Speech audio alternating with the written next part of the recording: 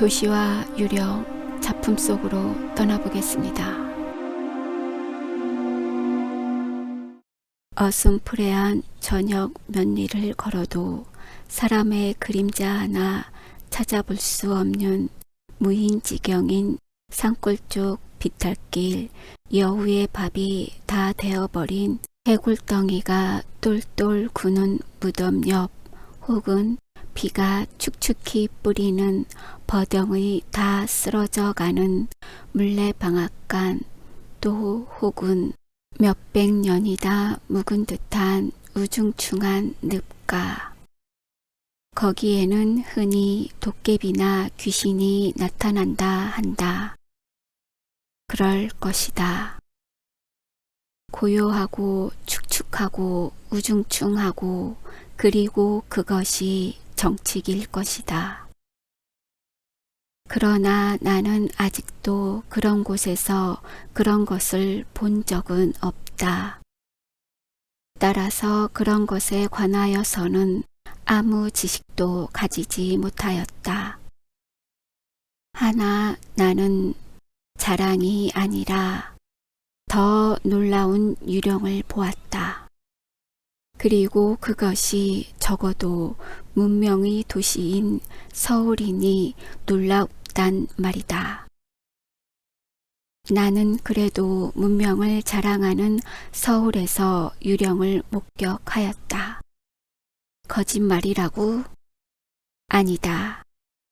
거짓말도 아니고 환영도 아니었다. 세상 사람이 말하여 유령이라는 것을 나는 이 두 분을 가지고 확실히 보았다. 어떻든 길게 말할 것 없이 다음 이야기를 읽으면 알 것이다. 동대문 밖에 상업학교가 가제될 무렵이었다. 나는 날마다 학교 집터에 미쟁이로 다니면서 일을 하였다. 남과 같이 버젓하게 일정한 노동을 못하고 밤낮 뜨내기 버리꾼으로 밖에는 돌아다니지 못하는 나에게는 그래도 몇 달 동안은 입에 풀칠을 할 수 있었다. 많은 과격한 노동이었다. 그러므로 하루라도 쉬어본 일은커녕 한 번이라도 늦게 가본 적도 없었다. 원수같이 지글지글 타 내리는 여름 태양 아래에서 이른 아침부터 저녁 때까지 감독의 말 한마디 거슬리는 법 없이 고분고분히 일을 하였다. 채로 모래를 쳐라. 불같은 태양 아래에 새까맣게 타는 석탄으로 놀이를 끓여라. 시멘트에다 모래를 섞어라. 그것을 놀이로 반죽하여라 하여 쉴 새 없이 기계같이 휘돌아쳤다. 그 열매인지 선물인지는 알 수 없으나 우리들이 다지는 시멘트가 몇백 간의 벌집 같은 방으로 변하고 친구들의 쨍쨍 울리는 끌소리가 여러 층의 웅장한 건축으로 변함을 볼 때 미상불 우리의 위대한 힘을 또 한 번 자랑하지 않을 수 없었다. 어리석은 미령둥이들이라. 어떻든 콧구멍이 다 턱턱 막히는 시멘트 가루를 전신에 뽀얗게 뒤집어 쓰고 매캐한 노린 냄새와 더구나 전신을 한바탕 쪽 씻어내리는 땀 냄새를 맡으면서 온종일 들볶게 치고 나면 저녁물에는 정말이지 전신이 나른하였다. 그래도 집안 식구들을 생각하고 끼니거리를 생각하면 마지막 힘이 났다. 일을 마치고 정신을 가다듬어 가지고 1인 감독이 집으로 간다. 삭전을 얻어가지고 그 길로 바로 술집에 가서 한 잔 빨고 나면 그제야 겨우 제 세상인 듯 싶었던 것이다. 사실 술처럼 고마운 것은 없었다. 버쩍버쩍 상하는 속, 말할 수 없는 피로를 잠시라도 잊게 하는 것은 그래도 술의 힘이었다. 그날도 나는 술김에 얼근하였었다. 다른 때와 같이 역시 맨 꽁무니에 떨어진 김서방과 나는 삭전을 받아들고 나서자마자 행길 옆 술집에서 막판 먹어댔다. 술집을 나와보니 벌써 밤은 꽤 저물었었다. 잠을 자도 한잠 너그러지게 잤을 판이었다. 잠이라니 말이지 종일 피곤하였던 판에 주기조차 돌아놓으니 사실이지 글자대로 눈이 스르륵 내리 감겼다. 김서방과 나는 즉시 잠자리로 향하였다. 잠자리라니 보들보들한 아름다운 계집이 기다리고 있는 분홍 모기장 속 두툼한 요 위인 줄은 알지 말아라. 그렇다고 어둠침침한 행랑방으로 알라는 것도 아니다. 비록 빈대에는 뜯길만정 어둠침침한 행랑방 하나 나에게는 없었다. 단지 내 몸뚱이 하나인 나는 서울 안을 못 돌아다닐 때 없이 돌아다니면서 노숙을 하였던 것이다. 그래도 그것이 여름이었으니 말이지 겨울이었던들 꼼짝없이 얼어 죽었을 것이다. 따라서 세상에 못 볼 것을 다 보고 겪어왔었다. 참말이지 별별 야릇하고 말 못할 일이 많았다. 여기에 쓰는 이야기 같은 것은 말하자면 그 중에서 가장 온당한 이야기 하나에 지나지 못한다.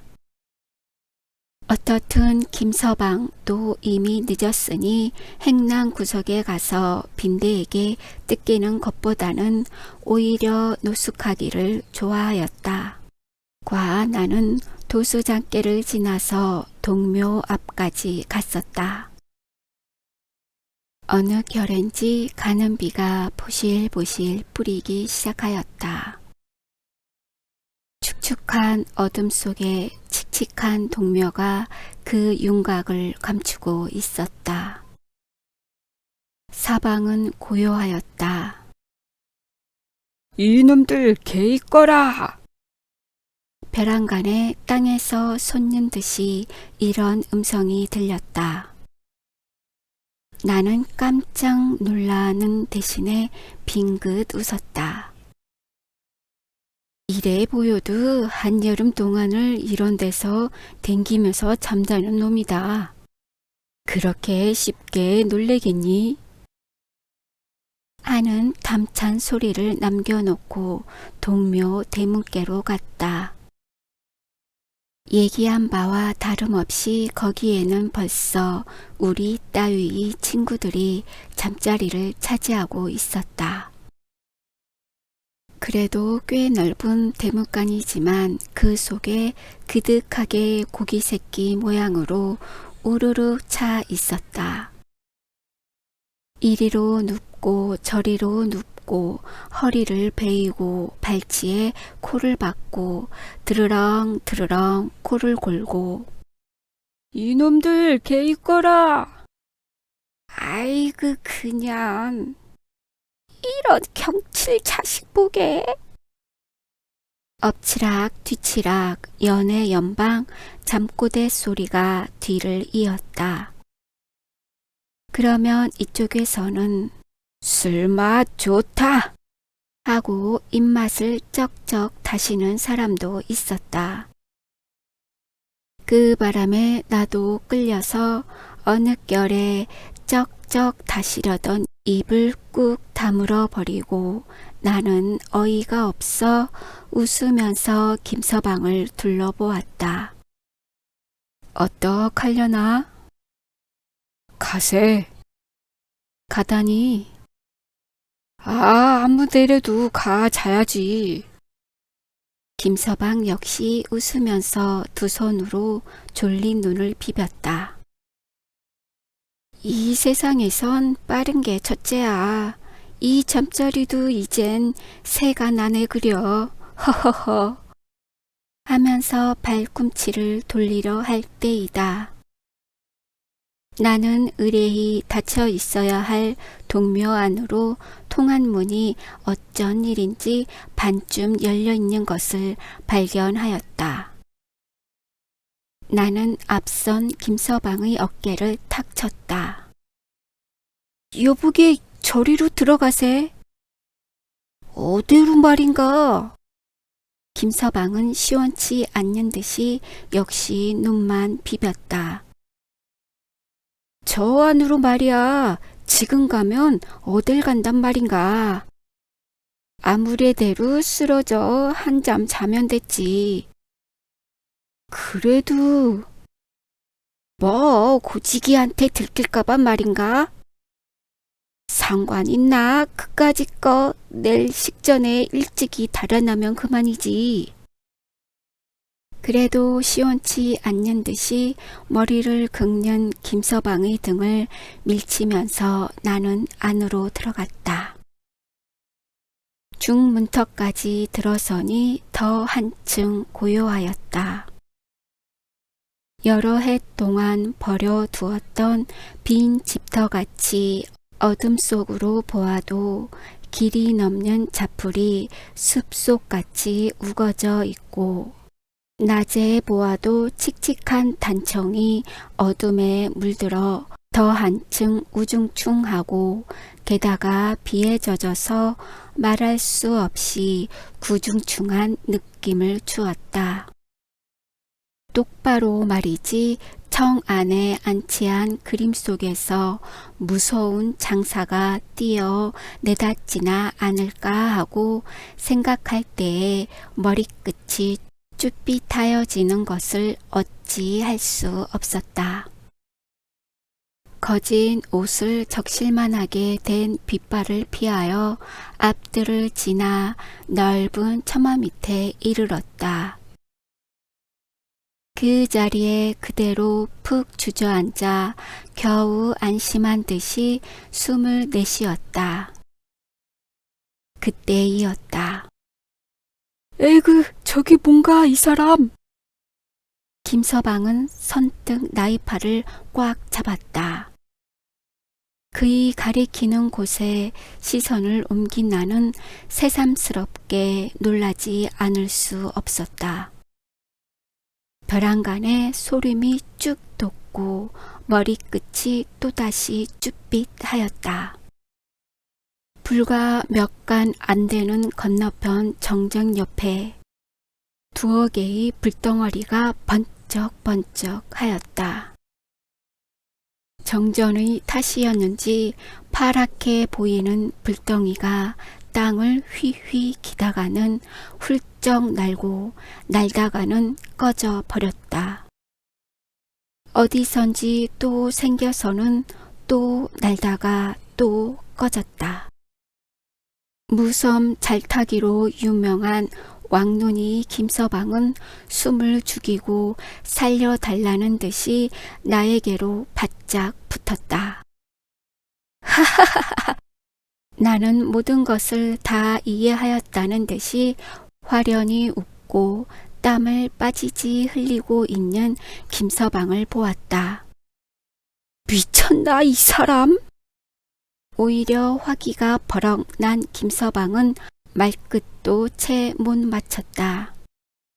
하하하, 속았네, 속았어. 속았어. 개똥불을 보고 속았단 말이야.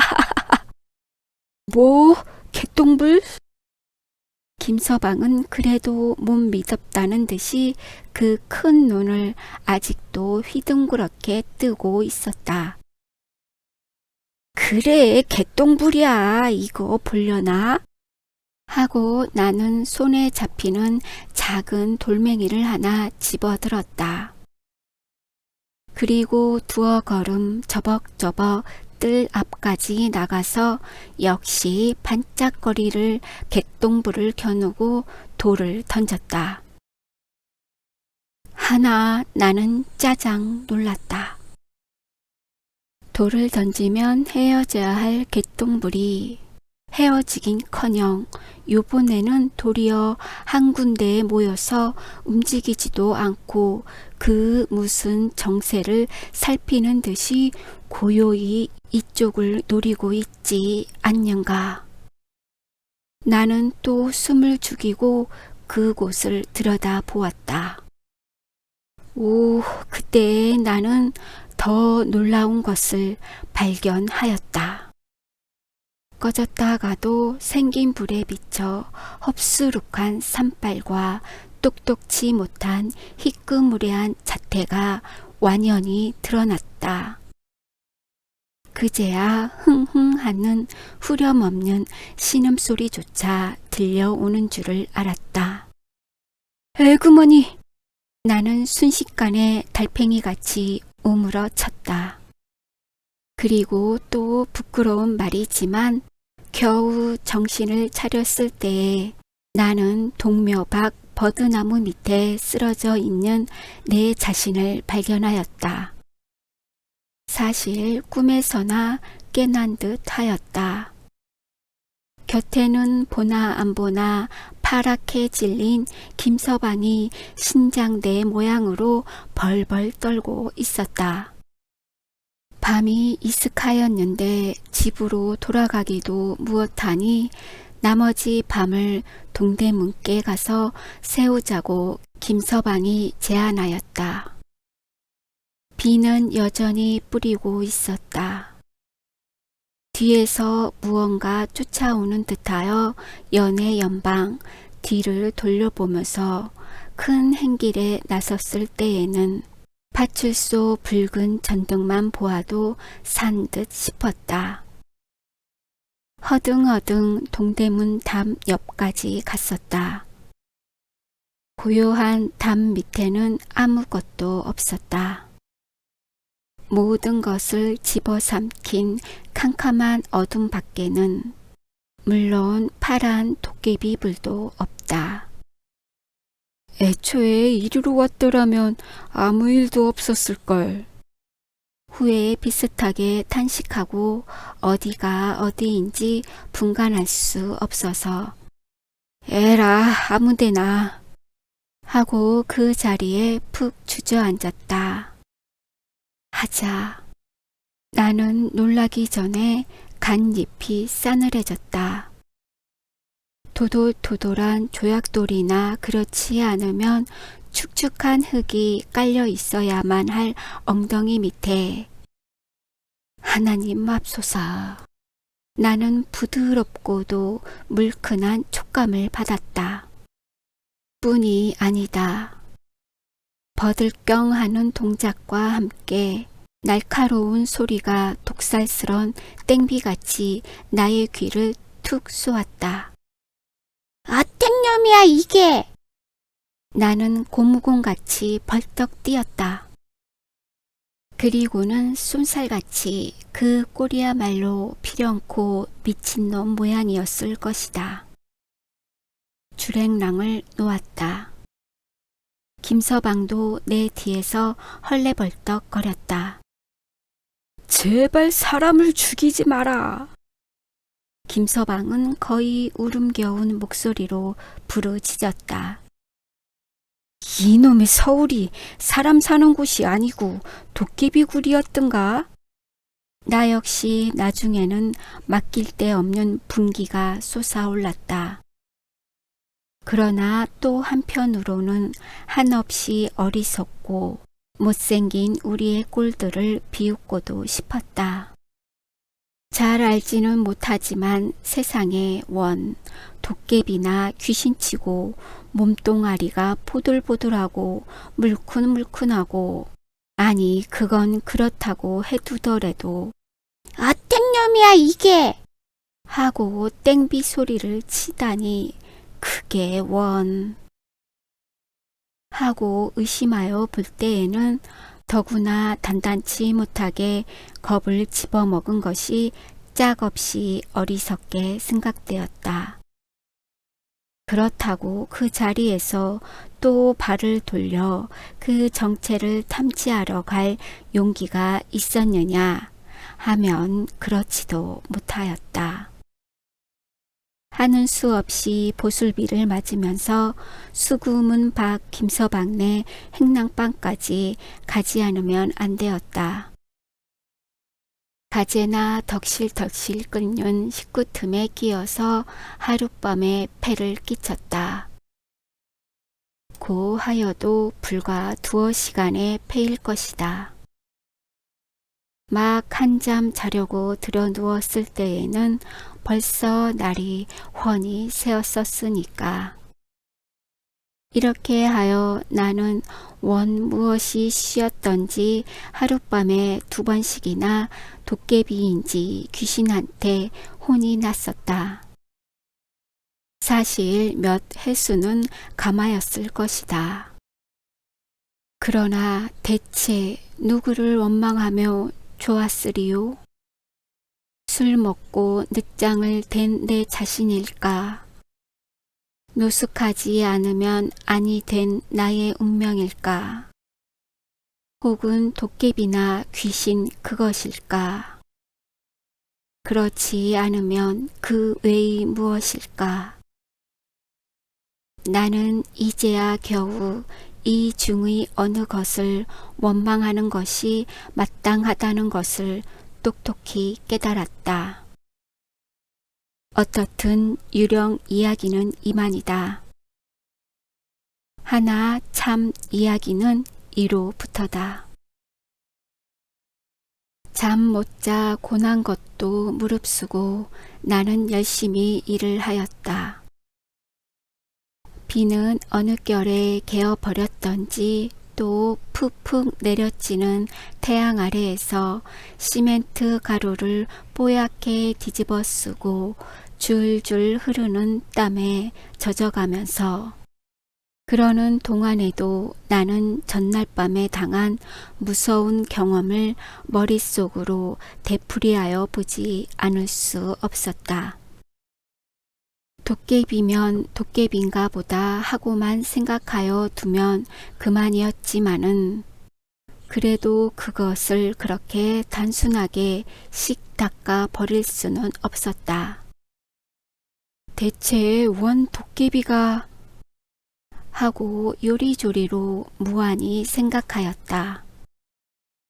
하나 아무리 생각한다 하더라도 결국 나에게는 풀지 못할 수수께끼에 지나지 못하였다. 하는 수 없이 나는 점심시간을 타서 친구들에게 그 이야기를 하였다. 모두들 적지 않은 흥미를 가지고 들었다. 뭐? 도깨비? 2층 꼭대기에 시멘트를 갖다주고 내려온 맹꽁이 유서방은 등에 메었던 통을 내려놓기도 전에 눈을 휘둥그렇게 떴다. 내가 있었더라면 그까짓 걸 그죠. 벤또를 팍팍 긁던 달랭이 최서방은 이렇게 뽐냈다. 그러나 가장 침착하게 담배를 푹푹 피우던 대머리 박서방만은 그다지 신통치 않은 듯이 그래, 그것한테 그렇게 혼이 났단 말인가? 나는 왕눈이 따위니까. 하면서 밉지 않게 싱글싱글 웃으면서 김서방과 나를 등분으로 건너보았다. 그리고 도깨비 해도 나같이 밤마다야 보겠나. 하고 빨던 담배를 툭툭 털더니 이야기를 꺼냈다. 바로 우리 집 옆에 빈집이 하나 있네. 지금 있는 행랑에 든 지가 몇 달 안 되어 모르긴 모르겠으나 어떻게 된 놈의 집이 원 사람이 들었던 집인지 안 들었던 집인지 벽은 다 떨어지고 문짝 하나 없단 말이야. 그런데 그 빈집에 말일세. 여기서 박서방은 소리를 한층 높였다. 저녁을 먹고 인제 골무쟁이를 거닐지 않겠나. 그러면 그때일세. 벼랑간 고요하던 빈집에 불이 하나씩 둘씩 꺼졌다 켜졌다 하겠지. 그것이 진서방, 나를 가리켜 하는 말이다. 말 맞다나 무엇을 찾는 듯이 슬슬 기다리고는 꺼지고 꺼졌단 또 생긴단 말이야. 그런데 그런 불이 차차 늘어가겠지. 그리곤 무언지 찌껄찌껄하는 소리가 나자 한쪽에서는 돈을 세는지 은방망이로 장난을 하는지 질꺽질꺽 하다간 또 무엇을 먹는지 쭉쭉 하는 소리까지 들리대. 그나 그뿐인가? 어떤 날은 저희끼리 싸움을 하는지 씨름을 하는지 후당탕 하면서 욕지거리 웃음소리 참 야단이지. 그러다가도 밤중만 되면 고요해지지만 그때면 또 별 괴괴망측한 소리가 다 들려오대. 박서방은 여기서 말을 문득 끊더니 어때? 재미도 있나? 하고 자중을 둘러보면서 싱글싱글 웃었다. 정말요 그게? 웅크리고 앉았던 달랭이 채서방은 겨우 숨을 크게 쉬면서 눈을 까불까불 하였다. 그럼 정말 아니고 내가 그래 자네들을 데리고 실없는 소리를 하겠나.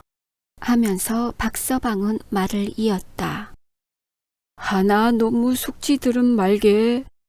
그런 도깨비는 비단 그 빈집에나 진서방들 혼난 데만 있는 것이 아닐세. 위선밤에 동관이나 혹은 종묘께만 가보게 시글시글할 테니.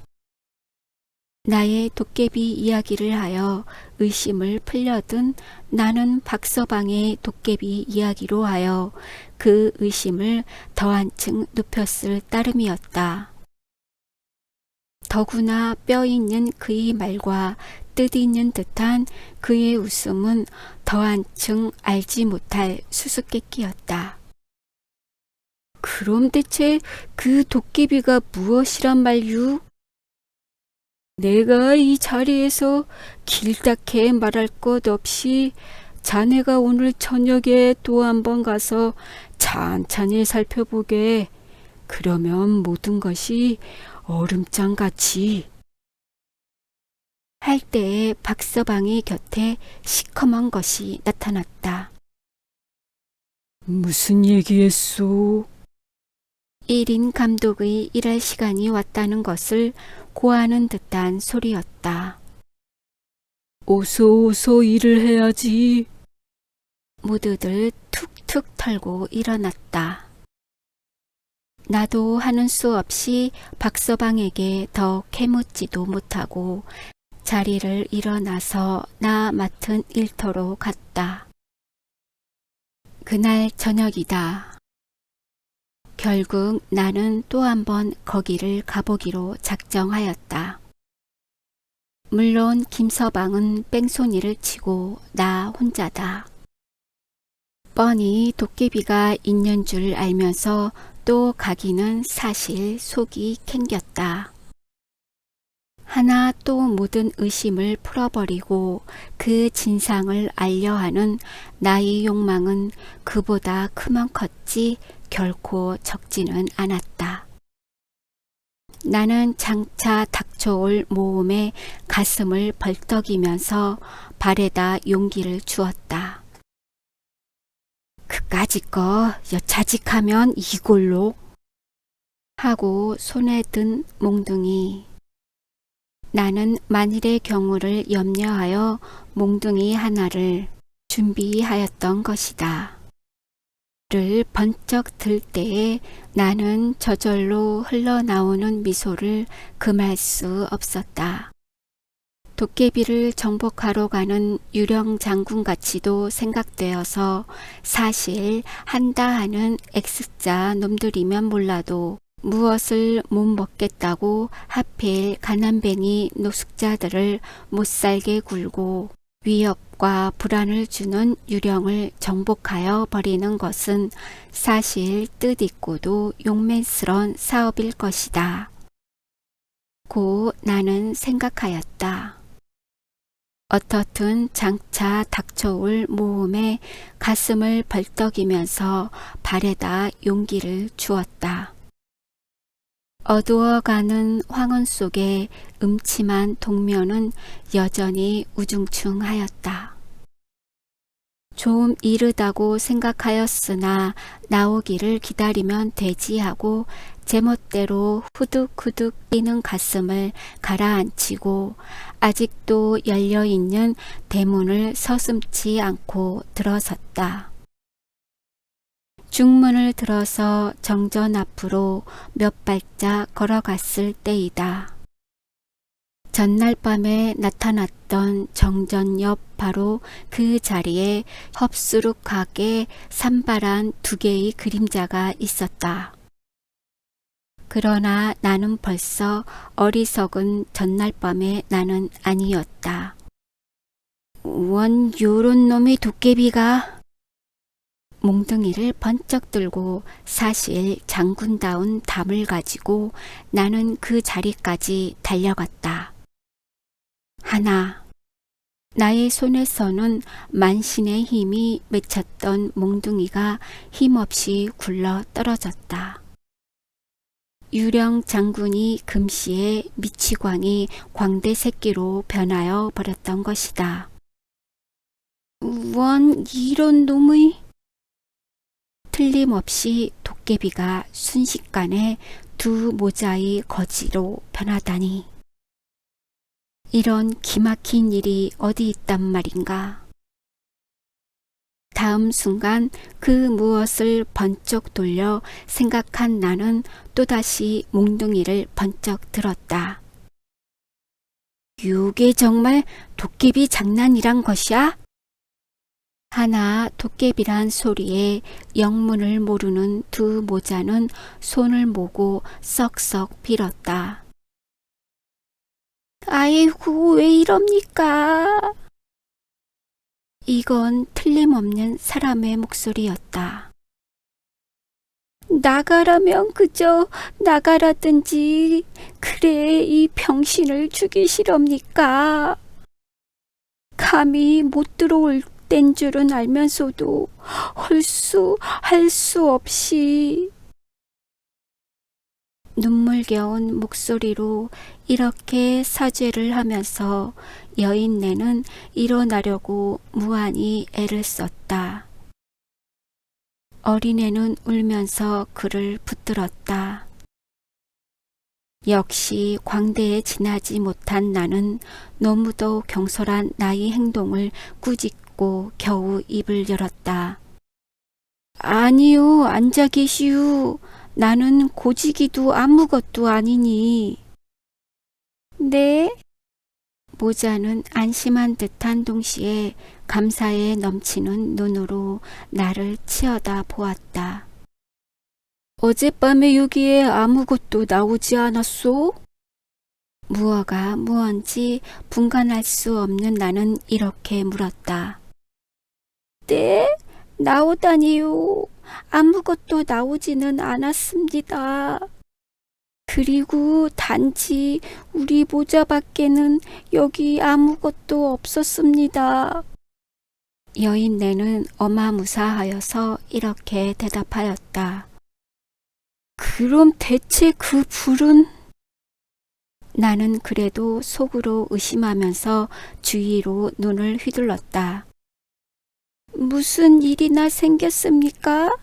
정말 저희들밖에는 아무것도 없었습니다. 그리고 저희는 저지른 것도 없습니다. 밤중은 돼서 다리가 하도 아프길래 약을 바르려고 찾으니 생전 있어야지요. 그래 그것을 찾느라고 성냥 한 값을 다 거 내버린 일밖에는 아무것도 없었습니다. 하고 여인네는 한쪽 다리를 훌떡 걷었다. 그리고 눈물이 그 다리 위에 뚝뚝 떨어지기 시작하였다. 나는 모든 것을 얼음장 풀리듯이 해득하기는 하였으나 여기서 또한 참혹한 그림을 보지 않으면 안 되었다. 그의 훌떡 걷은 한편 다리, 그야말로 눈으로는 차마 보지 못할 것이었다. 발목은 끊어져 달아나고 장단지는 나뭇개비같이 마르고 채 아물지 않는 자리가 시퍼렇게 질려 있었다. 그놈의 원수의 자동차. 그나마 얻어먹지도 못하게 이렇게 병신을 만들어 놓고. 여인네는 울음에 느끼기 시작하였다. 자동차예요? 네, 공원 앞에서 그놈의 자동차에. 나는 문득 어슴푸레한 나의 기억의 한 귀퉁이를 번개같이 되풀이하였다. 달포전 어느 날 밤이었다. 그날도 나는 이유 없이가 아니라 바로 말하면 바람 쏘이러 밤 장안을 헤매고 있었다. 장안의 여름밤은 아름다웠다. 낮 동안에 이글이글 타는 해에 익은 몸뚱아리에 여름밤은 둘 없이 고마운 선물이었다. 여름의 장안 백성들에게는 욱신욱신한 거리를 고문 풍선같이 떠다니는 파라솔이 있고 땀을 들여주는 선풍기가 있고 타는 목을 식혀주는 맥주 거품이 있고 은 접시에 담긴 아이스크림이 있다.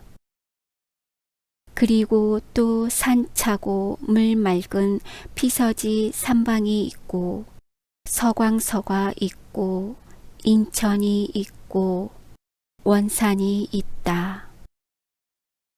그러나 그런 것은 꿈에도 못 보는 나에게는 머루알빛 같은 밤 하늘만 치어다보아도 차디찬 얼음 냄새가 흘러오는 듯 하였다. 이것만 하더라도 밤 장안을 헤매이는 것은 무의미한 일은 아니었다. 게다가 무엇보다도 거리 위에 낫 거미 새끼같이 흩어진 계집의 얼굴은 사려분 냄새만 맡을 수 있는 것만 하여도 사실 밤 장안을 헤매이는 값은 훌륭히 될 것이었다. 그러나 장안의 여름밤을 아름다운 꿈으로만 생각하는 것은 큰 실수이다. 거기에는 생활의 무거운 짐이 있다. 잔칫집 마당같이 들볶아치는 야시에는 하루면 24시간의 끊임없는 생활의 지긋지긋한 그림이 벌려져 있었다. 거기에는 낮과 다름없이 역시 부르짖음이 있고 싸움이 있고 땀이 있었다. 그러나 아무튼지 간에 가슴을 씻겨주는 시원한 맛은 싫은 것은 아니었다. 여름밤은 아름다웠다. 그런 고로 나는 공원 앞 큰 햇길 옆에 사람이 파도를 일으키면서 요란히 숨을 거리는 것은 구태여 볼 것 없이 술김에 얼근한 주객이나 그렇지 않으면 야시의 음악가 깽깽이 타는 친구들 둘러싸고 있는 것이려니 생각하고 여름밤이니까 혼자 중얼거리면서 무심코 그곳을 지나려 하였다. 그러나 사람들이 스물거리는 품이 주정꾼이나 혹은 깽깽이군의 경우와는 달랐다. 그리고 무엇보다도 노자 노자 젊어 노자 먹고 마시고 막판 노자 하는 주객의 노래는 안 들렸다. 그렇다고 밤 사람을 취하게 하는 아름다운 깽깽이 노래도 들려오지는 않았다. 그러면 대체 나의 발길은 부지중에 그리로 향하였다. 뭐 겨우 요술꾼 약장수야? 나는 거의 실망에 가까운 어조로 이렇게 중얼거리고 대수롭지 않은 듯이 발길을 돌이키려 할 때이다.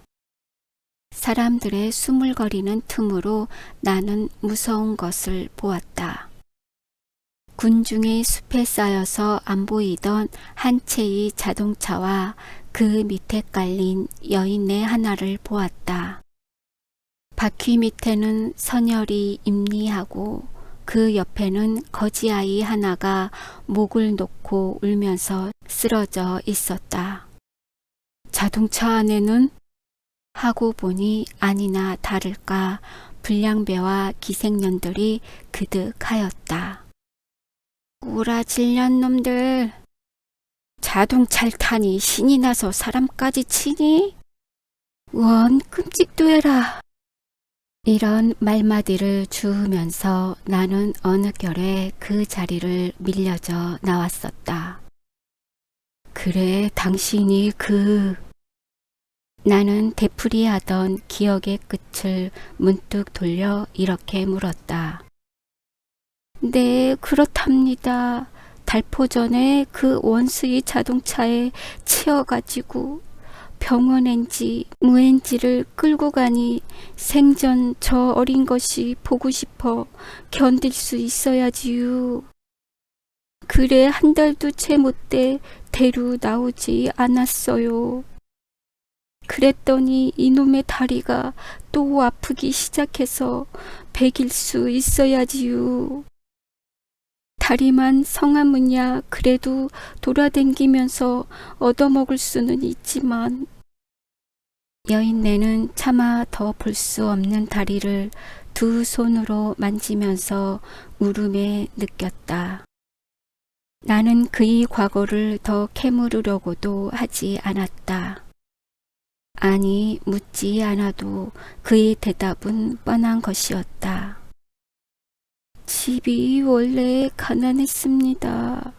그런데다가 남편이 죽고 나니 비록 이런 대답은 안 할지라도 그 운명이지 무슨 더 행복스런 과거를 찾아낼 수 있었으리요.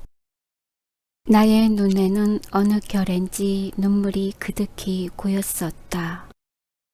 동정은 우월감의 반쪽 잃는지 안 잃는지는 모른다. 하나 나는 나도 모르는 동안에 주머니 속에 든 대로 돈을 모두 움켜서 뚝 떨어지는 눈물과 같이 그의 손에 쥐어주었다. 그리고는 아무 말 없이 불이 나게 그 자리를 뛰어나왔었다. 이야기는 이만이다. 독자여, 이만하면 유령의 정체를 똑똑히 알았겠지.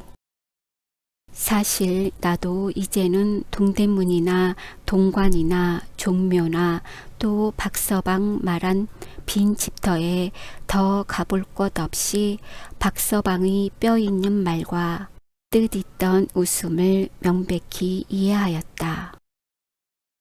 그리고 나는 모두 나와 같은 운명을 가진 애매한 친구들을 유령으로 생각하고 어리석게 군 나를 실컷 웃어도 보고 뉘우쳐 보기도 하였다. 독자여, 그래도 유령이라고? 그래, 그럼 유령이라고 해두자. 그렇게 말하면 사실 유령일 것이다. 살기는 살았어도 기실 죽어 있는 셈이니 어떻든 유령이라고 해두고 독자여 생각하여 보아라. 이 서울 안에 그런 유령이 얼마나 많이 늘어가는가를. 늘어간다고 하면 말이다. 또 되풀이하는 것 같지만 첫 페이지로 돌아가서 어슴푸레한 저녁 몇 리를 걸어도 사람의 그림자 하나 찾아볼 수 없는 무인지경인 산골짝 비탈길, 여우의 밥이 다 되어버린 해골덩이가 똘똘 구는 무덤 옆, 혹은 비가 축축히 뿌리는 버덩이 다 쓰러져 가는 물레방앗간, 또 혹은 몇백 년이나 묵은 듯한 우중충한 늪가. 거기에 흔히 나타나는 유령이 적어도 문명의 도시인 서울에 오히려 꺼림없이 나타나고 또 서울이 나날이 커가고 번창하여 가며 갈수록 유령도 거기에 정비례하여 점점 늘어가니 이게 무슨 뼈저린 현상이냐. 그리고 그 얼마나 비논리적 마술적 아직 못한 사실이냐. 맹랑하고도 기막힌 일이다. 두말할 것 없이 이런 비논리적 유령은 결코 있어서는 안 될 것이다. 그러면 어떻게 하면 이 유령을 늘어가지 못하게 하고, 아니 근본적으로 생기지 못하게 할 것인가? 현명한 독자여, 무엇을 주저하는가? 이 중하고도 큰 문제는 독자의 자각과 지혜와 힘을 기다리고 있지 않는가?